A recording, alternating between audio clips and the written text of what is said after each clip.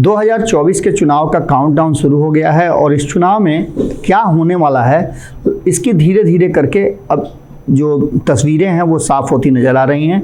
नीतीश कुमार विपक्ष को एकजुट करने की तैयारी में लगे हुए हैं, तो वहीं भारतीय जनता पार्टी नीतीश के इस प्रयास को लेकर के काफ़ी अलर्ट मोड में है। लेकिन सबसे बड़ी बात है कि नीतीश कुमार जो ये भानुमति का कुनबा जोड़ने निकले हैं इसमें कितने सफल होंगे। हालांकि उनके चेहरे के भाव बता रहे हैं कि वो इस प्रयास से काफ़ी संतुष्ट हैं और आगे अगली सिटिंग में वो बहुत कुछ फाइनल कर लेंगे। लेकिन नीतीश कुमार से जुड़ने के साथ साथ जिस तरह से जिन जिन नेताओं के साथ जुड़ रहे हैं उन पर कार्रवाई होना, उनका धीरे धीरे चंगुल में फंसना, जांच एजेंसियों का बुलाया जाना, ये भी एक बड़ा महत्वपूर्ण हिस्सा है। इन सब को लेकर के नीतीश कुमार खुद कह रहे हैं कि हमारे साथ जुड़ने और हमसे मीटिंग करने का ये सब नतीजा है। खैर, ये बातें तो होती रहती है और नीतीश कुमार अक्सर इस बैठक से पहले जो संवैधानिक विषय हैं उस पर कम ही बोलते थे, लेकिन इस बार मुखर हैं। लेकिन इससे सबसे बड़ी समस्या ये है कि क्या नीतीश कुमार इस अभियान में सफल होंगे?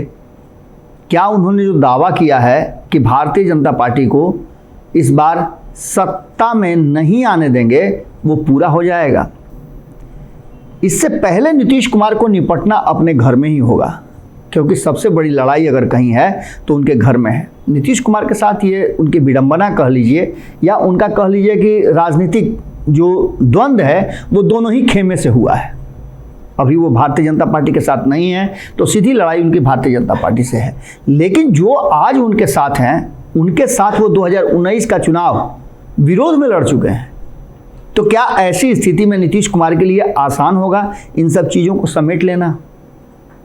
ये तो माना जा सकता है कि भारतीय जनता पार्टी के विरुद्ध हैं तो भारतीय जनता पार्टी के विरुद्ध वो अपनी सीटों पर दावेदारी करेंगे।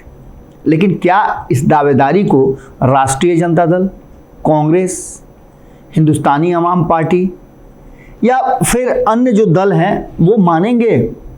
ये एक बड़ा सवाल है और इस सवाल का जवाब अभी खोज लेना होगा नीतीश कुमार को, वरना अंतिम समय में काफ़ी परेशानी हो सकती है। जहां एक तरफ राष्ट्रीय जनता दल झटका दे सकता है तो वहीं अंतिम समय में अगर कांग्रेस ने अपना गियर बदला तो नीतीश कुमार के लिए सब किया धरा पानी हो जाएगा, माटी हो जाएगा। 2019 में नीतीश कुमार भारतीय जनता पार्टी के साथ यानी एनडीए में थे। 17 सीटें दोनों को मिली थी। 6 सीटें लोक जनशक्ति पार्टी को मिली थी। लोक जनशक्ति पार्टी दूसरे खेमे का हिस्सा है, यानी अब तक ये कहा जा रहा है कि वो एनडीए का हिस्सा है तो उसे कोई परेशानी नहीं होने वाली है। लेकिन सबसे बड़ी परेशानी नीतीश कुमार के लिए होने वाली है जो 2019 का चुनाव तो लड़ते हैं भारतीय जनता पार्टी के साथ, अपने हिसाब से सीटें भी ले लेते हैं और भारतीय जनता पार्टी अपनी जीती हुई सीटें छोड़ने के लिए राजी भी हो जाती है। ये सब कुछ बड़ी आसानी से हो जाता है और नीतीश कुमार 16 सीटें जीत करके आते हैं जो 2014 में मात्र 2 पर सिमट गए थे। उसके बाद 2020 का चुनाव आता है। 2020 के चुनाव में भी अपने मन मुताबिक वो सीटों का समीकरण बनाते हैं, लेकिन यहाँ उनको झटका लग जाता है और यही कारण है कि वो पाला बदल देते हैं। अब 2024 के चुनाव की तैयारी शुरू हो गई है। 2024 के चुनाव की तैयारी में कहा यह जा रहा है कि नीतीश कुमार जो भारतीय जनता पार्टी के साथ रह करके 16 सीटें जीत करके आए हैं उस पर ग्रहण लगने वाला है। उनके कई सांसदों को आपने देखा होगा कि अलग अलग प्रतिक्रिया में अलग अलग अपने लिए स्थान सुरक्षित करने का प्रयास कर रहे हैं। कोई किसी से मिल रहा है, कोई किसी से मिल रहा है। कई तस्वीरें सामने आई इसको लेकर के। हालांकि ये सामान्य मुलाकात भी मानी जा सकती है, लेकिन राजनीति में चर्चाएं तो होती ही हैं।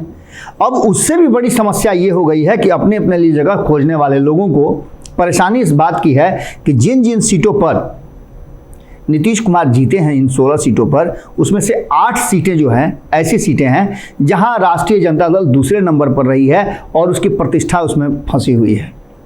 सबसे पहले जहानाबाद की बात कीजिए ना।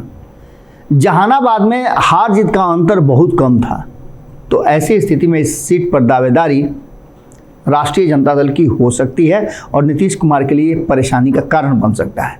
इसके अलावा आपको बता दें कि बांका हो, भागलपुर हो, गोपालगंज हो, जहानाबाद हो, झंझारपुर हो, मधेपुरा हो, सीतामढ़ी हो, सिवान हो, ये सारी सीटें कहीं ना कहीं जदयू और राष्ट्रीय जनता दल के बीच सीधी टक्कर वाली है, जिसमें बहुत कम अंतर से हार जीत का फैसला हुआ है। तो क्या नीतीश कुमार के लिए आसान होगा अपनी 16 सीटें बचा लेना? अभी तो हम एक पक्ष की बात कर रहे हैं, राष्ट्रीय जनता दल की। उसके बाद कांग्रेस भी 5 सीटों पर अपनी दावेदारी लेकर के खड़ी है।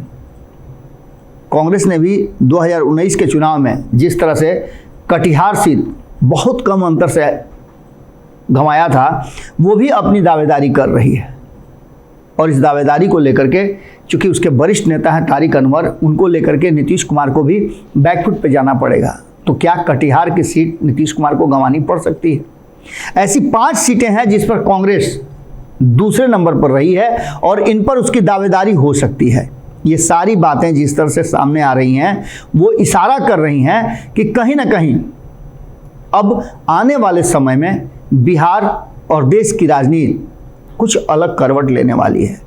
अगर इन दोनों की बात मान भी जाते हैं, बहुत हद तक दोनों तीनों मिलकर के आपस में समझौता कर लेते हैं, तो हिंदुस्तानी आवाम पार्टी कौन मनाएगा? सबसे बड़ी बात है कि हिंदुस्तानी आवाम पार्टी बाकी जो शेष 3 सीटें हैं उसमें से 2 सीटों पर सेकंड नंबर रही है। 2 सीटों पर दूसरे नंबर रहने के बाद अब आप समझ सकते हैं कि नालंदा और गया में एक बार फिर से जीतन राम मांझी अपनी दावेदारी ठोक सकते हैं। और खास करके अमित शाह से मुलाकात के बाद ये चर्चा जोरों पर है कि गया सीट अपने पुत्र को देने के लिए और इसके साथ साथ नालंदा की सीट नीतीश कुमार के विरुद्ध लड़ने के लिए वो तैयारी कर रहे हैं। हालांकि ये भी कहा जा रहा है कि नालंदा की seat Bharatiya Janata party RCP Singh को देगी। समझौता हो सकता है, लेकिन यदि नालंदा के सीट के बदले में कोई और पद जीतन राम मांझी को मिल जाए और बिहार में एक MLC की सीट मिल जाए, तो वो पाला बदल सकते हैं और इस सीट पर नीतीश कुमार को कोई भी परेशानी नहीं होगी। उन्हें ये सीटें मिल सकती हैं। अब देखना दिलचस्प होगा कि ये जो पूरी कहानी है, इस कहानी में अगला मोड़ क्या होता है। क्या अंतिम समय में नीतीश कुमार सब कुछ जोड़ते जोड़ते बिखर जाएगा? बालू के रेत की तरह कहा जा रहा है कि ये पूरा कुरबा को बटोरना है। जितना इसको नज़दीक लेकर के आइएगा और जितनी दूरी तय कीजिएगा, उसमें आपके मुट्ठी से छटकता ही जाएगा। नीतीश कुमार काफ़ी खुश हैं। हम चाहेंगे कि वो इसी खुशी के साथ रहें और एक मजबूत लड़ाई 2024 में देश की जनता को देखने को मिले, खास करके बिहार को देखने को मिले, जिससे कि जो सरकार बने वो बेहतर काम कर सके। जुड़े रहिए भारत लाइव के साथ। अगली खबर में जल्दी ही मुलाकात करेंगे। अगर ये वीडियो पसंद आई और वह बिहार के राजनीति और बिहारियत से सरोकार रखेनी तो सब्सक्राइब बटन दबा के चैनल के सब्सक्राइब कर ली। ओजे एगो घंटी बा, ओकरा बटन दबा देला से कुल सटीक और मारक खबर रुआ मुफ्त में मिल जाई। अगर रुआ पत्रकारिता के हमनी के नया प्रयोग में सहयोग कर चाहतानी तो ज्वाइन बटन दबा दी। पेटीएम नंबर नोट कर ली 9386816700। धन्यवाद।